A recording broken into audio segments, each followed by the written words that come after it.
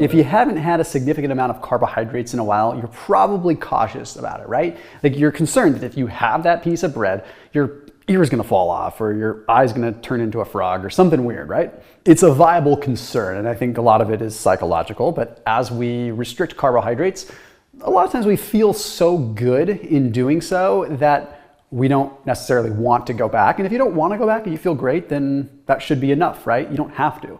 But maybe you want to have some carbohydrates and you're concerned that if you do, it's going to cause all kinds of problems because your experiences before have been, if I have carbohydrates, one of two things happens. I either feel like total dog do, or it opens up a can of worms that sends you down carb binging rabbit hole again, right? I've been in both situations before. There is a practical reason to why this is happening, okay, and a mechanistic reason for why this is happening. And I have some solutions so you can do this whole strategy if you end up having carbs and haven't had them in a while. Before I get into the crazy science, you can get 25% off of Thrive Market, which is an online grocery store. So for low carb, for paleo, for anything, all organized by diet category, 25% off. Awesome deal. So you get 25% off your first grocery order with Thrive, plus get a free gift. You've got to check them out. So groceries get delivered right to your doorstep, super easy and convenient. Got Thomas DeLauer's stamp of approval on just about all the products that are in the lower carb keto category. So definitely worth checking out. It has made my life so much easier, and I hope that you can give it a shot too. It's really awesome stuff, and a big thank you to them. So that link down below. It comes down to what is called glucose tolerance. Unfortunately, when we've been doing a low carb protocol for a while, what happens is your mitochondria shift and they become very efficient at utilizing fats as a fuel source. And that means that in a simple use it or lose it type fashion, that your body becomes less efficient at metabolizing carbohydrates. The mitochondria literally go through their own adaptation, multiple half-lives to become more efficient at using fat. This leaves you in a bit of a problem, right? Because you're like, if you do have carbohydrates, the mitochondria is like, okay, thanks, but I'm not sure what to do with this just yet. In fact, there was a paper a while back in like early 2021 that, I mean, it went too far. It said that keto is essentially making us diabetic. And I did a video on that, and it was a great video because what they were implying is that glucose can stay elevated in ketogenic individuals that all of a sudden have carbohydrates. So lower carb protocol, and then you have carbohydrates, your glucose can stay high, and if you look at glucose tolerance, that would look like you're diabetic or look like you're insulin resistant. There is a very big difference between being insulin resistant temporarily through what's called peripheral insulin resistance and impaired glucose tolerance, and being legitimately insulin resistant and or diabetic. But the bottom line is that the mechanistic action is still the same, okay? So what ends up happening is you're in a situation where you are not using glucose efficiently. So you end up with higher levels of glucose in the bloodstream. It's called glucose intolerance. It's temporary, but it's still an issue. So one of the things I suggest you do if you haven't had carbohydrates in a while is to try using vitamin B1 when you have those carbohydrates.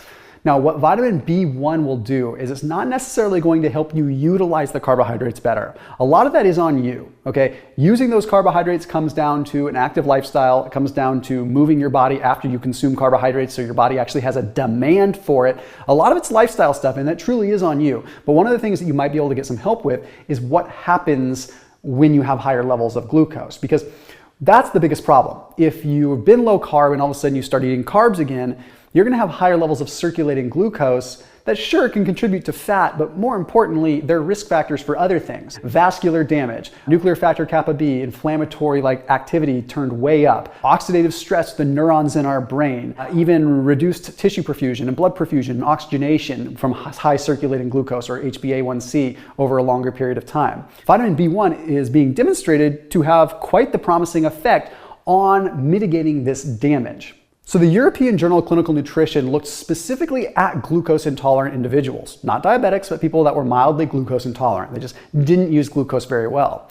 So what they did is they gave them 3 100 milligram servings of vitamin B1, thiamine, over the course of 6 weeks. So every day for 6 weeks. So 100 milligrams, 100 milligrams, 100 milligrams every day for 6 weeks. Okay.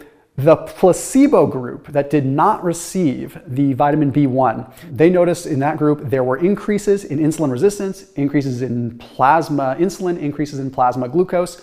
But they noticed in the group that had the vitamin B1 that the effects of the high glucose were less. It mitigated some of the damage and the glucose control that ended up occurring in the placebo group. So it didn't necessarily affect the cell's utilization of the carbohydrates, but it did sort of act as a damage control. Now, correlation does not always equal causation. We know some mechanisms, so use caution there. I'm not trying to be a doctor, but what I would suggest is if you've been doing low carb for a while and you start having carbs, you can expect 4 to 6 weeks of relatively high glucose as your body adapts. These relatively high levels of glucose for 4 or 6 weeks, that's enough time to do some potential damage. So you do need to pull out the stops to make sure that you're preventing those side effects from causing an effect. The other pieces are you got to use those carbohydrates better. Maybe you should do more anaerobic type work so your body is forced to use those carbohydrates better. You should actually use those carbohydrates prior to a workout so you're forcing your body to learn how to use them again faster. You got fat adapted when you did keto. Now you need to get carb adapted if you're starting to have carbs again. So unbelievably important. But during that period of time where carb adaptation is starting to kick back in, do what you can to mitigate the effects of the high circulating glucose, hyperglycemia. So vitamin B1, one of the ones that I might recommend is benfotiamine. It is a synthetic form of B1, but it's been altered to be fat soluble so it can affect the phospholipid bilayer of a cell better. Interesting evidence there that I'm not going to go down the rabbit hole of.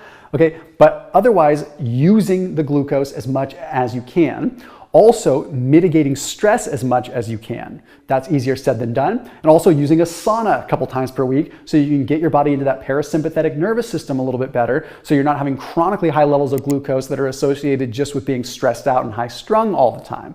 Doing these things can definitely make a difference, but I also wanted to just be able to open up the fact that yes, you can expect higher levels of glucose and you can expect some degree of glucose tolerance when you've been doing keto or low carb for a while. It's totally normal and it does come back to baseline. As always, keep it locked in here on my channel. I'll see you tomorrow.